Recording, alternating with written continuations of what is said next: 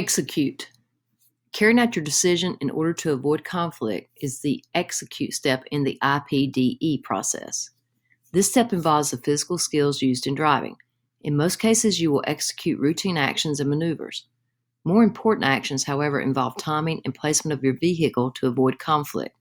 The important actions you will execute are control speed, steering, and communication. There are different techniques to control vehicle speed. Always check your rear zone before decelerating or braking. Speed can be maintained but reduced by merely releasing the accelerator when you see a red light.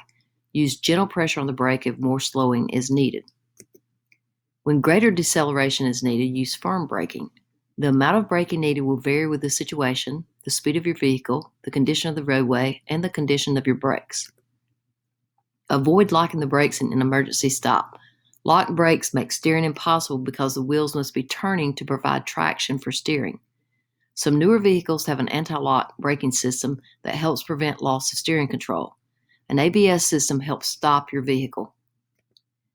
The driver of the car in this traffic scene is entering the intersection at the same time the white car from the right makes a right turn and enters the driver's path. The driver avoids locking the brakes so as not to lose steering control. Steering too much. When you decide to steer away from a possible conflict, execute just the amount of steering needed. If you turn the wheel too much, you can lose control of your vehicle, especially at higher speeds.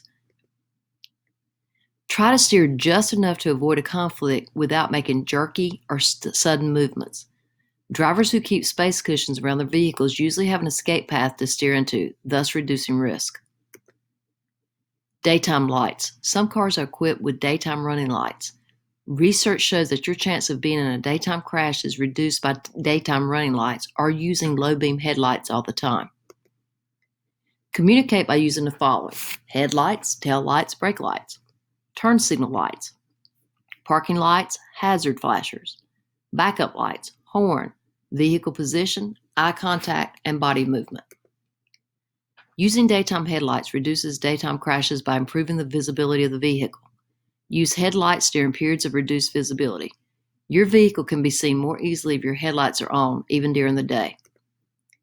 Turn them on 3 to 5 seconds before making any change in direction, your turn signal lights. Parking lights and hazard flashers. When you are parked along a roadway but not in an emergency situation, have your parking lights turned on. If your vehicle is disabled, turn on your flashers. Be prepared to change your path of travel when you see the blinking or flashing lights of a stopped delivery truck. White backup lights lets others know you are backing up. Look for backup lights on vehicles in parking lots. Horn. A light tap is usually enough for a warning. In an emergency, a loud blast may be necessary. The position of your vehicle in the roadway communicates a message. It indicates to others your intended path of travel. Try to develop eye contact with other roadway users. Body movements such as a wave of a hand may tell a driver to proceed. You often will need to execute a combination of actions. Sometimes you might need to accelerate and steer at the same time.